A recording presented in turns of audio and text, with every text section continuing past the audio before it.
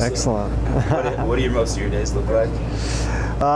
Most of the days kind of look like we come in, look at production, and see what's going on from a production point of view. What I really do, my main function as a brewmaster is really just as much a plant manager as anything. So I'm in charge of seeing what kind of expansions we want to make, any kind of improvements we need to make, any type of repairs we have to make, and then I keep an eye on production and that sort of stuff. More of a QA role, you know, quality assurance type of role, whereas we have a microbiologist that does all the quality control, and we have a set of brewers that do the brewing, and then we have filtration cellarmen doing the cellaring of the beer, and then we have a whole packaging crew that packages the beer. I'm sorry, could you just go ahead and introduce yourself? Sure, my name is Dan Burek. I'm with Utah Brewers Cooperative. We're the makers of Squatters and Wasatch beers. Now I've had some different Wasatch beers. I know I've had the Apricot, and then I know for Squatters I've had Provo Girl, Full Suspension Pale Ale, Hop Rising, Chase and Tail. Like I told you, I mean, being from Portland, the alcohol percentage up there isn't an issue. It's, you know, it is what it is. So I guess with the Utah regulation on the alcohol percentage, which is 3.2? It's 4% by volume. Okay. Yeah, no one really measures in weight anymore. It's all by volume, no matter what. If you're looking at a bottle of wine, different beers, it's all by volume. So and 4% by volume is 3.2 by weight, but just no one uses the weight schedule anymore. The weight, yeah, no one uses weight by anymore.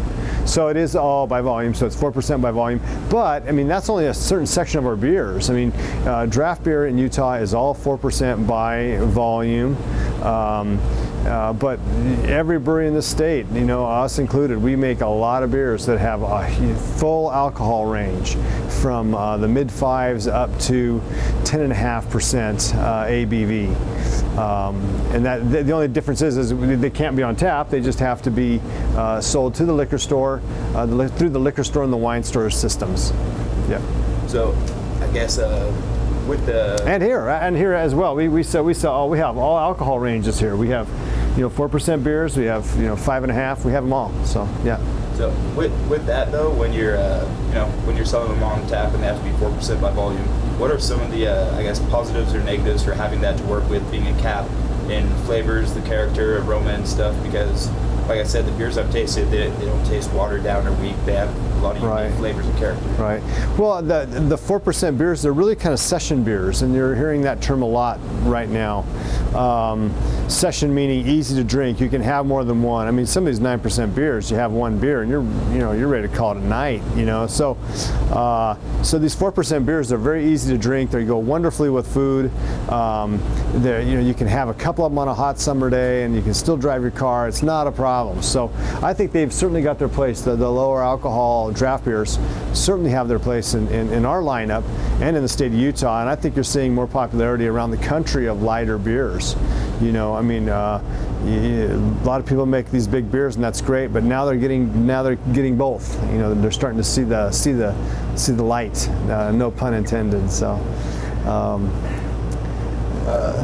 How long has Squatters been around for? Squatters has been around for 23 years, and Wasatch just celebrated their 25th. So Greg started a couple years ahead of Peter and Jeff. He started as a very, very small microbrewery on Iron Horse Drive in Park City, a real small industrial area. And then has grown it to from then to a bigger brew pub, and then to this one, and we still operate the brew pub at the top of Main, and then Squatters operates the brew pub downtown, and then has some satellite locations where they sell their craft beer very heavily. A couple locations out at the airport, in the C&D concourse, Vino Volo, and Squatters on C, and then the Roadhouse Grill up in Park City. And obviously the downtown Park City Brew Pub. I mean the downtown Salt Lake City Brew Pub. I shouldn't forget the mothership. So I was looking online. Were you the original head brewer for Squatters? No, they hired a guy by the name of Peter Burrell originally, and I kind of trained under him in '89. So I've been with him the whole time. and then I took over for Peter in '90 after going to school at the Siebel Institute of Technology, which is a brewing academy here in the United States. So obviously, I mean, 23 years, you like it. Yeah, oh yeah, I love it, love it. Came to Utah to ski from southern Colorado for a couple of years, and then next thing you know, 27 years later. What's your favorite part about, I guess, not only making the beer and selling it and doing your job, but just about the beer in general? Yeah, well, I love the product. You know, I love beer. I think it's the third most consumed beverage in the world, behind water and tea, and so it's a great beverage. You know, what I love about beer is, I mean, I love the flavor of beer, obviously, but I love where it's artistic, it's mechanical, it's very scientific, so it's neat. You know, one of the best ways I've ever heard it put was I saw it on the back of a T-shirt, and beer is where art and science meet and have a beer. So it's really kind of cool. I like the art and science and the mechanical aspects of it, industrial aspects of it. Barrel is 31 gallons. Yes. Right? Okay. So how many barrels do you guys produce, I guess, a month or a year? Annually, we're on track to do about 37,000 barrels this year. Yeah.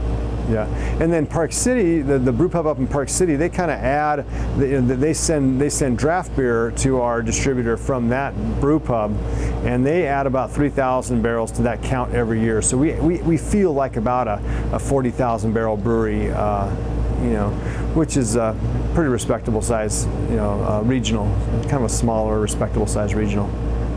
Yeah. Do you guys sell out of the state of Utah? We do. We're in 12 states. Oh, what states? Here we go. So Oregon, Wyoming, Utah, Arizona, Nevada, Texas, New Mexico, Louisiana, Wisconsin, Minnesota, South Dakota, and Nebraska. Whew, I got them all. Close. Pressure's on. So why don't you guys sell to like Colorado or Washington? You know, we just haven't had a lot of interest from distributors in Colorado, and Colorado's a very crowded market. You know, it's hugely popular there too. I mean, it's just as popular. My craft brewing is just as popular in Colorado as it is in Portland and in the Oregon area. And so we just decided, you know, if we don't have a lot of interest from distributors for us, we've had some, but not a lot, not enough to push us in that area. And so, you know, if it's not super, if somebody's not chomping at the bit, then we'll go kind of slow and expand slowly. Okay, cool. Yeah. So I guess, I mean, if you guys keep expanding, what's the next step? You know, I think right now what we're most interested in is doing a better job with where we're at. And we're going to evaluate, we're in the process, we're always evaluating how well we're doing in these new markets. And so we just want to make sure we're doing the best job we can in the markets that we're in, and then just keep evaluating from there. You know, I can't say we don't have a laid out plan that we're in 12 now, we want to be in 15 by the end of the year, and then 20 next year. That's not our plan. Our plan is we've picked 12 states that we really believe in, and we're going to try to do the best job we can in those states. What do you think your most popular beer is? Well, package, like full-on package, I mean, we sell a lot of full suspension pale ale because it's in the case, it's in the 12 packs, it's in the kegs. When it comes to just bottled beer, Hop Rising, you know, our double IPA, Hop Rising, which is hugely popular, and that's our number one seller in bottled product. We also sell wintertime we sell a ton of Evolution Amber Ale. You know, we still sell a lot of IPA, a regular IPA. That was our very first high alcohol rollout that we did. Geez, oh man, it's 12 years ago, maybe 14 years ago we rolled out the IPA, and it's still strong for us to this day. Devastator, our Doppelbock, it's our Doppelbock lager beer, 8% alcohol by volume. That's a big seller for us in the bottle only. We do sell some of that actually out of state in the kegs as well. So. Provo Grill is a big seller for us. Kolsch, the Wasatch Twilight Kolsch is a big summer beer for us. Summer Brow is a good seller for us. We make a beer in the wintertime that some people say it's the best beer we've ever made, and it's the the Winterfest, the Wasatch Winterfest. People look forward to it every year, and it's one of our favorites. As brewers, it's one of our favorites, and yeah, people love it. It's awesome. Yeah. I'm sorry, what's the name of the actual company? Again, not the This is called Utah Brewers Co-op. It's half owned by the guys Greg Schiff up in Park City and Peter Cole and Jeff Polykonis at the Squatters Brew Pub in Salt Lake City. And I guess last question: is there anything you want to add? Anything that I should know in general? Just, I think just drink locally, support local, drink local beer, support local products. I think it really makes a big difference. I think you're seeing that all around the country. Everything from small farms to regional sized breweries. It really does make a difference where you spend your money, and you get better product, more fresh product. You're helping out, your local businesses. And yeah, so if you haven't had craft brewed beer locally, try it. It's awesome. Yeah. All right, thank you so much. You bet. At 70s, we've got 140s, and we've got 200 barrel tanks. And we have 25 of them. That's number 25. Once the beer goes to the packaging tanks, it's really destined for two places. It either goes to a kegging machine or a bottling machine. To our left here is the Comac keg machine, brand new to us in December. It's great. It's fully automated. It gets us a sterile keg to start with. It's been a wonderful addition to our equipment.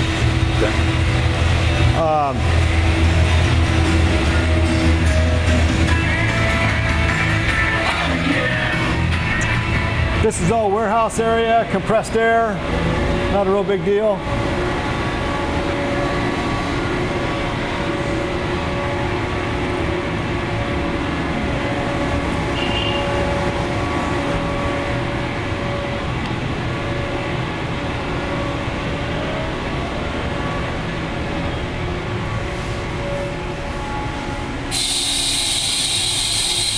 And this is what we call the bottle shop. You can see we get our glass. Our glass comes in bulk. They're done for the day. The glass comes in bulk. It comes through here.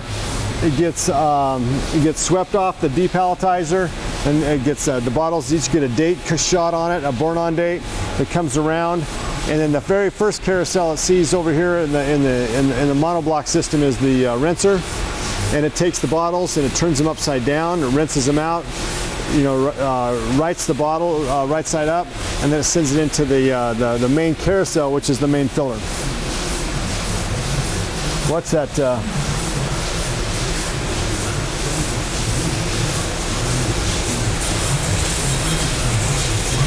And they're cleaning it up for the day right now.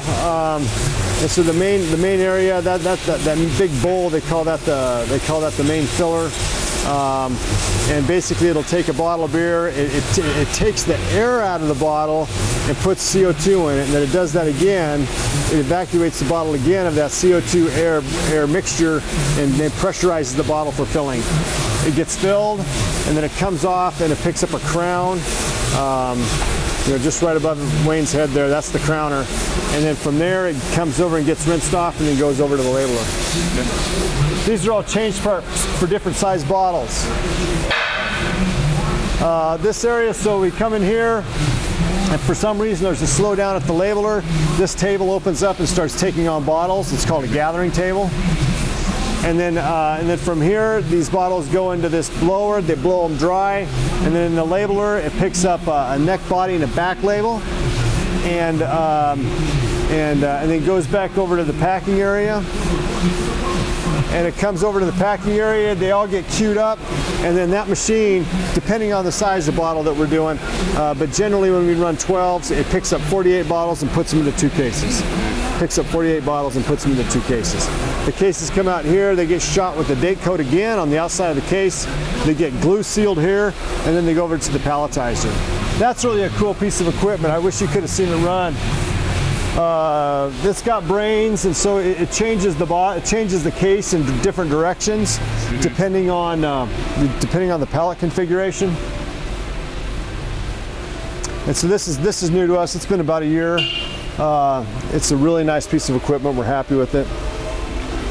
but it takes a lot of the back-breaking labor out of the process. I mean, we used to do all this by hand, and now that we have a newer filler that runs 380 bottles a minute, you can't do it by hand. You just can't do it, you know.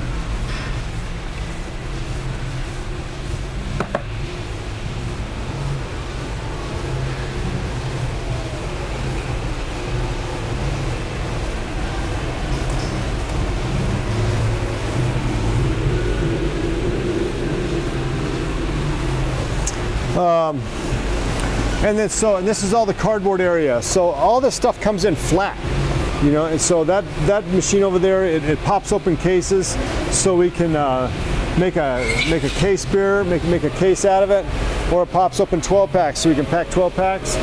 If we're making cases, it'll pop open a case and it goes over there. And that other piece of equipment by the wall, that opens up the 6 packs. And so it just queues up a whole bunch of 6 packs. And then when the mother carton gets underneath all the 6 packs, that plunger will just push 4 6 packs into each mother. And then that mother comes around and it picks up the it's the receiving end of the machine that drops that moves over the 42 or the 48 bottles, the 2 cases into the 2 cases. So this piece of equipment actually uncases beer. We make sampler packs where you have 4 different kinds of beer in a 12 pack. Well, this thing will uncase the beer, and then there's a different box that comes into play, the sampler box, and those beers get into a queue, and they go into that piece of equipment and it repacks them. Okay. So that's how we do that without a lot of labor. We used to do that by hand. It used to take us days to make 5 pallets of beer. I guess. And now it takes us hours. How many beers are in a pallet? We have a lot of different pallet configurations, but generally speaking, it's 72 cases. Okay. 72 cases per pallet. What's that? That's whoops. It's 72 cases times 24 bottles. It's about 1,728 bottles per pallet. It's a few beers. Yeah, it's a few beers. And then this is just boneyard. You know, this is just it's kegs that need to be cleaned and emptied. I mean, emptied and cleaned. It's our incoming power supply. It's watch your head behind you here. It's you know, wooden pallets that go back to our glass manufacturer. Copper, stainless that we recycle.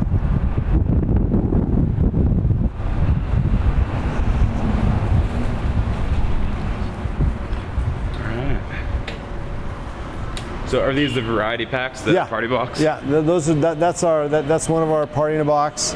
That one's year round, and then we have a seasonal in the fall and then a seasonal in the winter.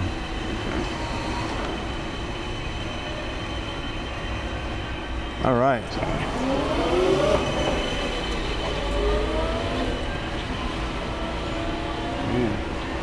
There is a lot of stuff that goes into this. A little bit.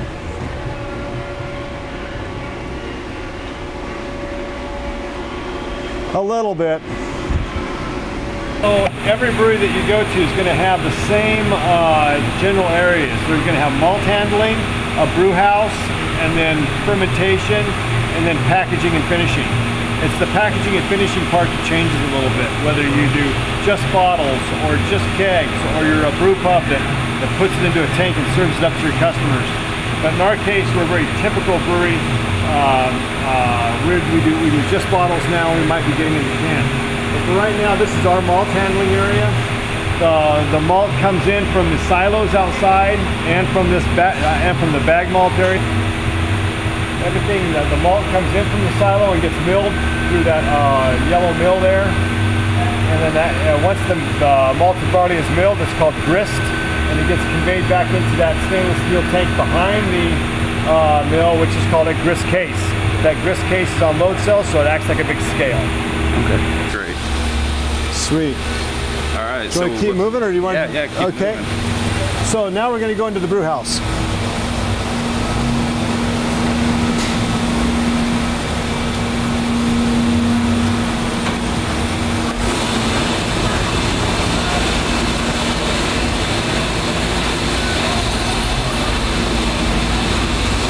So this is the brew house. And so this is the mash vessel, but this actually does two things. It makes our mash where the process starts, but it also collects the water. This is where the water meets the grist. We make a mash. That's where all the enzyme activity converts, and then we pump that mash over to here. And the mash is sitting on a set of plates, and right now we're extracting the fermentable, non-fermentable sugars away from the grain through a process called sparging. So we're rinsing it with 170-degree water. That wort goes down below a set of plates and gets pumped over to the kettle, and that's what the wort looks like as it's going to the kettle. That takes us a couple hours, and then when that's all done, that grain has got all the fermentability taken out of it, and we send it over to some dairy farmers. And so it's used as cattle feed, feed for dairy cows. And then once we get the kettle full, okay, they're emptying the kettle right now, but once this kettle is full, we boil it, and that's when we add the hops. And when you add the hops, and then once you add the hops, you're breaking down the hops, or you create proteins by boiling, and then you send all that to the whirlpool to get the hops back out, the spent hops.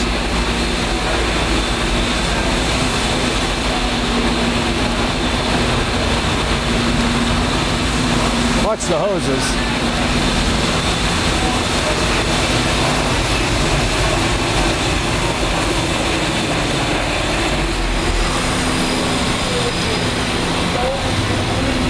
So once we boil the wort and send it down to the whirlpool, and that's what they're doing right now, they're sending it to the whirlpool.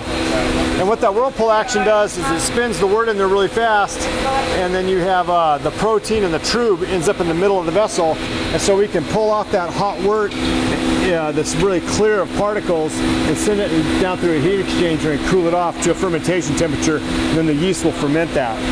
And so that's what we're doing now. We take that wort down to the heat exchanger, cool it down, and it goes to any one of these cylindrical conical vessels, which are the primary fermenters that have been cleaned and sanitized and pitched with the brewer's yeast.